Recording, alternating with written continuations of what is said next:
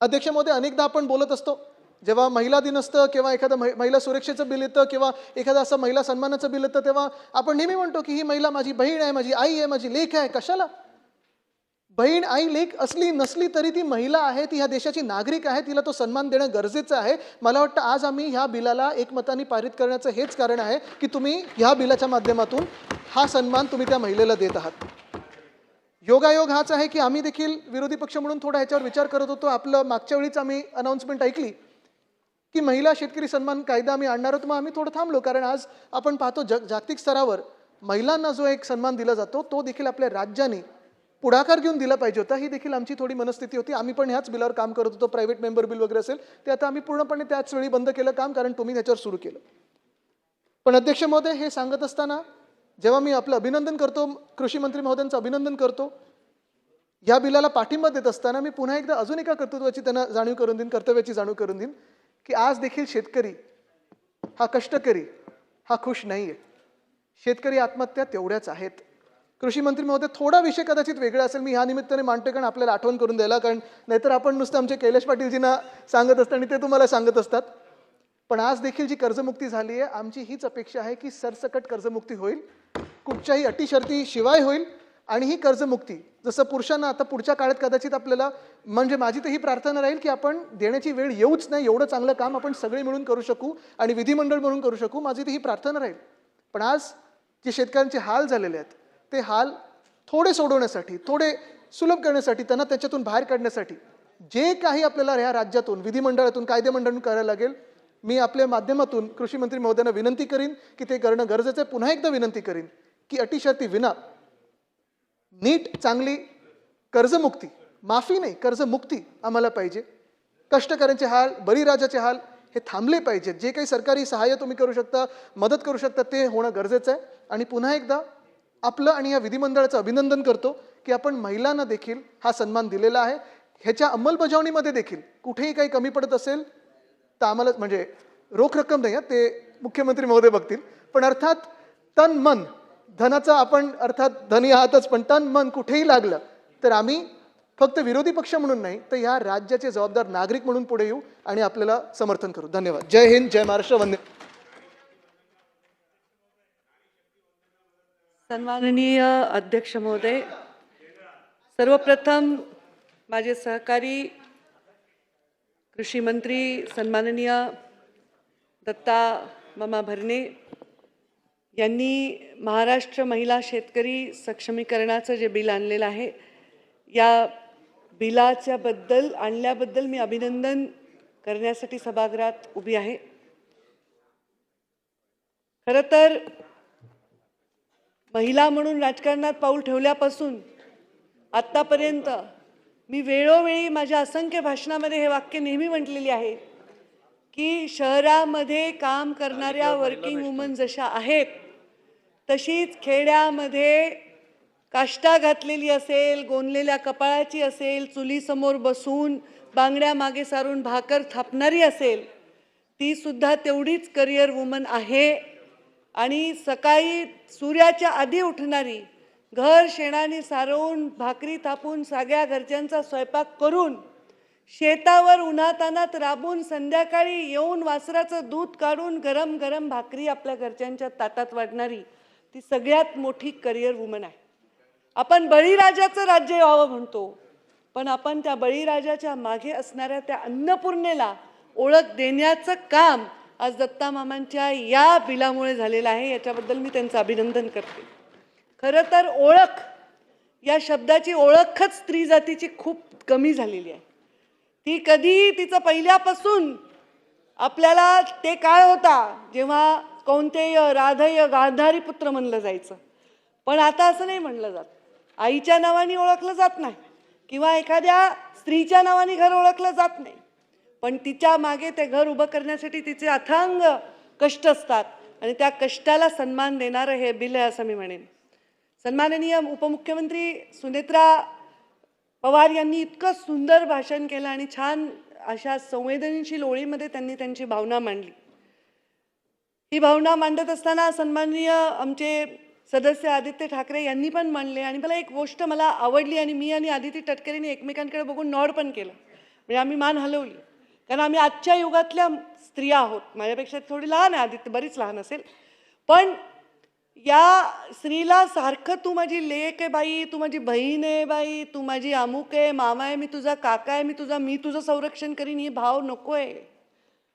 तुम्हाला स्त्री म्हणून सन्मान हवा आहे. आणि हे वाक्य मला अत्यंत आवडलं. बियॉन्ड एव्हरीथिंग मला ते खूप आवडलं. साहजिक तुम्ही ते देत असाल तुमच्या जीवनामध्ये, असंही मला त्याच्यामुळे वाटतं. मी सहज बोलता बोलता सांगितलं की ओळख या शब्दाशी स्त्रीची कधी ओळखच झाली नाही. 9 महिने गर्भधारणा करून, असंख्य वेदना करून जन्म देताना एक क्षण लागतो तिला की तिच्या नवऱ्याचं नाव, बापाचं नाव त्या मुलाला लावताना ती नाही विचार करत काय. पण मी एक वाक्य वाचलं, भूख ने माँ से कभी नहीं कहा लेडीज फर्स्ट. जेव्हा एखादी गावातली आमची स्त्री चुलीसमोर बसलेली असते आणि तिच्याकडे पीठ नसतं, तेव्हा ती नाही विचार करत की माझं आजचं पोट भरेल का. ती तिच्या लेकरांचं, तिच्या कुटुंबाचं पोट भरत असते. लाडकी बहीण ही योजना त्या स्त्रीला सन्मान देणारी आहे, पण ही आमची जी आज योजना आहे त्या स्त्रीचा आत्मविश्वास प्रचंड पटीने वाढवणारी आहे. याच्याबद्दल मी अभिनंदन करते. सतत काम करणाऱ्या या स्त्रीला, खरं तर ज्याच्या जीवनामध्ये स्त्रीचं योगदान आहे, जिजाऊंचं योगदान फार महत्त्वाचं आहे, म्हणून शिवरायांची स्वप्न मोठी झाली. ते धैर्य देण्याचं काम त्यांनी केलं. आमच्या पुण्यश्लोक अहिल्यादेवी होळकरांसारखा राज्यकारभार आजही कोणी बघतो, त्यांचे कामं ते आजही आपण बघतो की इतका सुंदर त्यांनी राज्यकारभार केला. आमच्या सावित्रीबाई फुलेंनी अंगावर चिखलाचे गोळे खाल्ले, पण आज त्यांच्यामुळे आम्ही इथे आत्मविश्वासाने उभे आहोत. आमच्या रमाईचे, आमच्या ताराबाईचे अशा असंख्य आपल्याला उदाहरणं देता येतील, पण त्या सगळ्या नावांना आपण आज कितीतरी वर्ष दोहरत आहोत. पण नवीन नावं निर्माण करण्याची जबाबदारी मात्र आपण शेजारच्या घरावर देतो. जिजाऊ जन्मावी शेजारच्या घरी, अहिल्यादेवी जन्मावी शेजारच्या घरी. पण आता ती परिस्थिती राहणार नाही. प्रत्येक घरामध्ये एक सक्षम स्त्री उभी राहील, तेव्हाच हा देश एक महासत्ता बनण्याकडे वाटचाल करू शकेल. जिथे नीर आणि नारी या गोष्टीवर काम केलं जातं, तो समाज खूप पुढे जात असतो. ज्या समाजामध्ये पाणी हे अमृत आहे, आपलं जीवन आहे, आणि ते जर उपलब्ध नसेल तर लोक पाण्यासाठी एकमेकाचा जीव घ्यायला जातात. आणि स्त्री बघा ना तुम्ही, आज जर टी व्ही लावला तर असंख्य घटना तुम्ही बघा. ह्या कशासाठी घडतायत? बांधावरनं भांडणं येत नाही तर महिलेचा अपमान केला, महिलेला, आपल्या घरातल्या महिलेला सुरक्षा नाही दिली. खूप कठीण परिस्थिती या महिलांच्या वर येते, पण मला वाटतं ती खूप सक्षमपणे काम करते. आणि म्हणून तिच्या या सक्षमपणाला अजून सक्षम करण्याचा निर्णय या बिलाच्या माध्यमातून होणार आहे. या बिलात सुद्धा इतकं सौंदर्य आहे. मी म्हटलं की स्त्री स्वतःची ओळख कधी मागतही नाही आणि ती कशावर हक्कही सांगत नाही. अजूनही तुम्ही बघा, सरकारनी कायद्याने अधिकार दिलाय, पण बहीण पटकन लिहून देते हो भावाला, मला हिस्सा नको. अजूनही अशा बहिणी 90% असतील, 10% भांडत असतील, सहज लिहून घेते की मला नको. इथे सुद्धा तिने मागितलं नाही त्या शेतावर हक्क, सातबाऱ्यावर नाव तिने मागितला नाही, मालकी हक्क. तिने फक्त सांगितले की ते शेत मी कसते, त्या शेतात मी परिश्रम करते, त्या परिश्रम म्हणून मी शेतकरी आहे. हे तिने मागितलेली, न मागलेली मागणी तुम्ही लक्षात घेतलेली आहे. ह्याच्याबद्दल तुमचं अभिनंदन. आणि हा आपला देश आहे, या देशाचं सौंदर्य की आपला शेतकरी, आपल्याकडे जे आपलं वातावरण आहे त्याच्यामध्ये आपण जे पीक पाणी घेतो, जरी शेतकऱ्यांचे प्रश्न आहेत, शेतकऱ्यांच्या आत्महत्येचे प्रश्न आहेत, दुष्काळ सदृश्य परिस्थितीचे प्रश्न आहेत, दर 2 वर्षाला येणाऱ्या वेगवेगळ्या परिस्थितीला आपण सामोरं जातो, तरी हा शेती प्रधान देश आहे. आणि म्हणून आज आपल्याकडे कोणी उपाशी मरणार नाही ही परिस्थिती अजूनही आहे की आपलं बाबा एकरभर रान आहे, आपल्यापुरतं तरी खायला माणसं करतात. तर त्यामुळे या शेतकऱ्याच्या हाताला, कष्टाला साथ देणाऱ्या, त्याच्या सावलीसारख्या वावरणाऱ्या, म्हणजे आमची आई, आमच्या मुंडे साहेबांची आमची आजी, आम्ही माय म्हणायचो, त्यांनी कधीच मी बघितलं नाही त्या चुलीपुढे बसलेल्या. त्या आमचे आजोबा वारल्यानंतर त्या नेहमी शेतावर जायच्या. सगळी शेती वाडी, चौघं पोरं लहान लहान त्यांनी एकट्याने वाढवली. ही क्षमता आहे. आत्महत्याग्रस्त शेतकऱ्यांवर आपण बोलतात, सांगा बरं एखाद्या महिलेने आत्महत्या केली आहे, तिच्या घरावर संकट आले, ती किती धैर्यवान आहे. आणि या बिलांनी तिला अजून किती धैर्य मिळणार आहे सगळ्या समाजाच्या. अजून एक छान, तुम्ही, मला वाटतं या बिलात आपण जातीपातीच्या आत्ताच्या विचित्र वातावरणामध्ये स्त्री या केवळ शब्दाच्या सुंदर माळेमध्ये सगळ्यांना एकत्र गुंफत आहोत.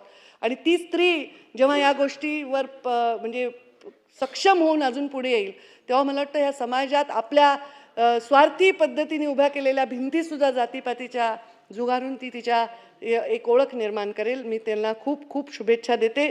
या बिलाच्या बद्दल कितीही बोलावं तेवढं थोडं आहे, पण मी त्या स्त्रीमधली आहे की मागच्या स्त्रियांना बोलायचं आहे आणि त्यांचा वेळ न घेणारी स्त्री आहे. हे पण स्त्रीचं सौंदर्य आहे की बाबा आपल्याबरोबर असणाऱ्या स्त्रियांचा वेळ राखून ठेवावा, त्यांना पण पुढे हाताला धरून पुढे आणावं.